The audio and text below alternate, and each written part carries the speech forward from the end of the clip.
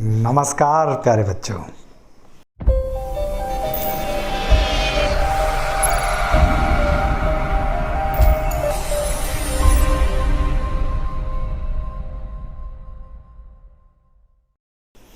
बच्चों, पिछले वीडियो में हमने कूलॉम्स लॉ को पढ़ा और देखा।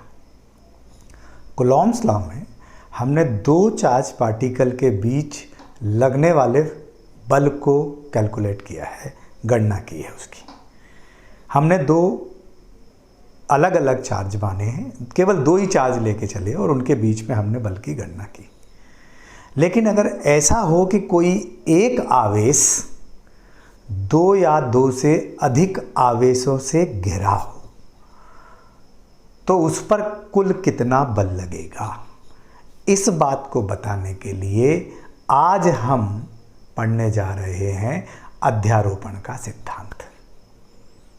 हमने इसके पहले ये बात भी कही थी कि किन्हीं भी दो आवेशों के बीच में जो बल काम करता है, एक तीसरा आवेश उनके बीच में आ जाए तो उन दोनों के बलों पर कोई प्रभाव नहीं पड़ता, लेकिन वो तीसरा आवेश भी उन दोनों आवेशों के ऊपर अपना बल आरोपित करेगा। तो कितना बल लगेगा, किस स्थिति में कैसे गणना करेंगे, हम थोड़ा उस पर अब डिस्कशन करने जा रहे हैं। देखिएगा ध्यान से, मैंने थोड़े से डायग्राम बना रखे हैं, इनको ध्यान से देखो आप। जैसे मान लीजिए कि मैंने ये आपका एक कोई आवेश लिया है और ये Q1 और Q2 दो आवेश के साथ रखा हुआ है। तो ओबियसली अभी मैंने यहाँ सभी को प्लस माना है, सारे आवेश जो हैं वो प्लस है, ठीक है। तो ये Q1 क्या करेगा, इसको प्रतिकर्षित करेगा। प्रतिकर्षण के कारण इस पर जो बल की दिशा होगी वो बाहर की ओर होगी प्रतिकर्षण के कारण, क्योंकि केंद्रीय बल होता है तो बाहर की तरफ। मैंने मान लिया इसको F1, ठीक है। ये क्या करेगा, ये भी प्लस है तो ये भी इस प्लस को प्रतिकर्षित करेगा। मैं इसको धीरे से यहां से दिखा रहा हूं, ये भी इसको प्रतिकर्षित करेगा, इस पर बल की दिशा होगी, ये भी F2, मतलब ऐसे ही बल की दिशा होगी ऐसी।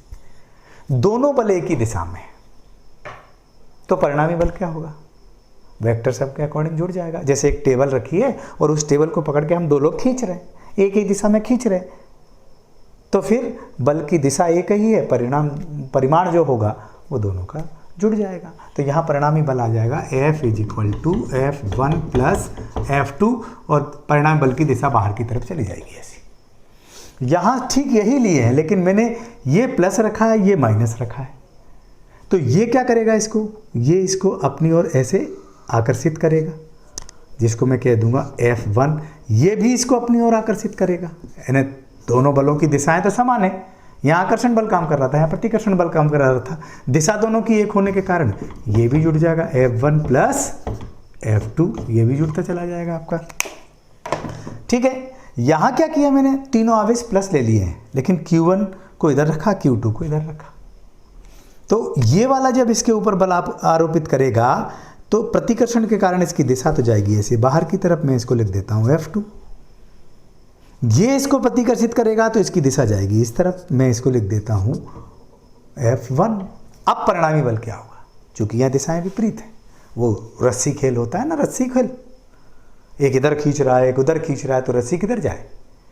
अगर दोनों बल परिमाण में बराबर हैं तो यहाँ कुल बल शून्य हो जाएगा, क्योंकि दिशा विपरीत है। लेकिन अगर एक बल का मान दूसरे बल के मान से ज़्यादा है तो जिसका ज़्यादा है परिणामी उसी की तरफ चला जाएगा। तो यहाँ हम अंतर निकाल लेंगे दोनों बलों का, क्योंकि विपरीत दिशा है। और अब अगर किसी एक आवेश के ऊपर दो बल इस प्रकार से कार्य कर रहे हों कि उनके बीच में कोई कोण बन रहा हो, तो फिर हम परिणामी बल कैसे निकालेंगे। जैसे आपने देखा होगा ना, एक पेड़ को काटा जाता है और ऐसा रस्सियों से बांधकर खींचा जाता है, तो पेड़ किधर गिरेगा, उन दोनों बलों यानी दोनों रस्सियों के बीच में। अगर दोनों तरफ से बराबर बराबर लग रहा है तो ठीक बीच में, और अगर एक तरफ ज़्यादा और दूसरी तरफ कम लग रहा है तो फिर ज़्यादा की ओर चला जाएगा, ठीक है। तो यहाँ पर परिणामी बल निकालने के लिए मैं विस्तृत पीछे के गणित पे नहीं जाना चाह रहा। परिणामी बल हम लोगों ने 11th में सदिश पढ़ा हुआ है, जिसमें हमने सदिशों के योग का समांतर चतुर्भुज नियम पढ़ा था, उसमें ये सूत्र आया था। दो वेक्टर लिए थे हमने, ए और बी, उनके बीच में अगर थीटा कोण बन रहा था तो उनका परिणाम ही निकला था √a² + b² + 2ab cos theta. ठीक इसी प्रकार से f1 और f2 का मान भी यहाँ पर निकल आएगा। वैसे ये यहाँ पर भी देखिए आप, यही सिद्धांत का पालन हुआ है।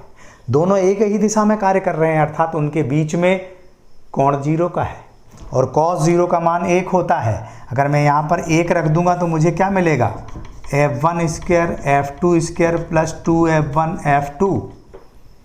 तो ये क्या हो गया आपका f1 + f2 का होल स्क्वायर, और जब रूट से बाहर निकालोगे तो f1 + f2। ये देखो यहाँ आ गया, ये यहाँ दोनों के बीच में कितने का कोण बन रहा है, ये इधर है ये इधर है, 180 का कोण बन रहा है। और 180 का मान, cos 180 का मान -1 होता है, तो ये माइनस में इनइक्वलिटी आ जाएगी और अंतर आ जाएगा।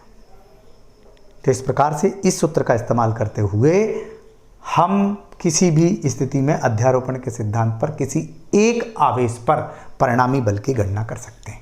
और यही कहता है अध्यारोपण का सिद्धांत, कि किसी एक आवेश पर 2 या 2 से अधिक आवेशों के कारण लगने वाला परिणामी बल उन बलों के अलग अलग, उन आवेशों के अलग अलग बलों के सदिश योग के बराबर होता है या बीजगणितीय योग के बराबर होता है। यानी किसी भी एक आवेश पर परिणामी बल अलग अलग आवेशों के द्वारा लगने वाले बल के बीजगणितीय योग के बराबर होता है। ये कहता है अध्यारोपण का सिद्धांत। एक प्रॉब्लम मैं बताना चाहता हूँ आपको इस तर्ज पर सॉल्व करके, है ना। मेरे पास एक वर्ग है जिसकी भुजा की लंबाई r है और उस वर्ग के चारों कोनों पर समान परिमाण के 4 आवेश रखें Q Q Q A B C D पर। किसी एक आवेश पर परिणामी बल हम कैलकुलेट करें अध्यारोपण के सिद्धांत का इस्तेमाल करते हुए। ठीक है, थोड़ा सा मैं यहाँ स्पेस चाहूँगा, आप इसको नोट कर लीजिए, पहले देख लीजिए, है ना, मैं किस प्रकार से। चलिए मैं एक काम करता हूँ, इस D पर परिणामी बल देखता हूँ। तो ये वाला Q है, ये वाला भी Q है, तो ये क्या करेगा, इसको प्रतिकर्षित करेगा, तो इसकी दिशा ऐसी जाएगी। मैंने इसको लिख दिया FA। ये C भी इसको प्रतिकर्षित करेगा तो दिशा ऐसी जाएगी, इसको लिख दिया मैंने FC। और ये भी इसको, क्योंकि समान आवेश है, ये भी प्रतिकर्षित करेगा तो दिशा ऐसी जाएगी, मैंने इसको लिख दिया FB। ठीक है, अब आपको ध्यान क्या रखना है, आपको जो ध्यान रखना है वो देखिए आप, कि देखो भुजा की लंबाई r है, आवेश Q है, बल का मान जो होता है वो अगर देखना चाहें थ्योरेटिकली तो 1/4πε0 Q1 Q2 स्क्वायर हो जाएगा, क्योंकि समान है और भुजा है, ये बल आता है ना। दूरी हो गई r और Q वर्ग हो जाएगा और ये बल आ जाएगा। और अगर यही न्यूमेरिकल वैल्यू दे रखी है तो यहाँ 9 × 10⁹ Q का मान आ जाएगा, r का मान आ जाएगा। तो आप ध्यान से देखिए कि एक के द्वारा जो बल लग रहा है और C के द्वारा इस पर जो बल लग रहा है उसका परिमाण समान होगा, क्योंकि आवेश भी समान है और दूरी भी समान है, तो इसके अकॉर्डिंग समान बल लगेगा। मैं लिख दूंगा FA = FC = 1/4πε0 Q²/r²। मैं अभी वायु की बात कर रहा हूँ इसलिए K नहीं लाया, मैं डाइलेक्ट्रिक कांस्टेंट नहीं लाया, परावैद्युतांक। ठीक है, बट ये जो QB वाला आवेश लगेगा यहाँ पर, वो जो बल लगाएगा इसके ऊपर, ये थोड़ा अलग होगा। क्यों अलग होगा, क्योंकि यहाँ दूरी बदल जाएगी। और हम जानते हैं कि किसी भी वर्ग का विकर्ण उसकी भुजा की लंबाई × √2 के बराबर होता है, r√2 होता है, विकर्ण का मान होता है। तो फिर मैं यहाँ रखूँगा FB = 1/4πε0, ये भी Q², बट दूरी आ जाएगी अब r√2 का वर्ग। ठीक, अब क्या ध्यान देना हो, देखो ध्यान से, मैंने क्या कहा कि ये दोनों परिमाण FA और FC बराबर है, क्योंकि आवेश भी समान है और दूरी भी समान है, लेकिन इनके बीच में 90 का कोण बन रहा है, 90 का कोण बन, इस फार्मूले का इस्तेमाल करेंगे हम।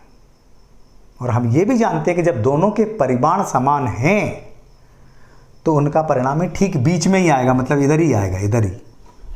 किन किन का परिणामी मैं लिख देता हूँ, एफ ए और सी का, F A C root F A square plus, इस फार्मूले का इस्तेमाल करते हुए F C square plus 2FA F C cos 90 का एंगल बन रहा है। ठीक है, तो मैं अब इसको यहाँ से हटा देता हूँ। कॉस 90 जीरो होता है तो ये टर्म आपकी जीरो हो गई।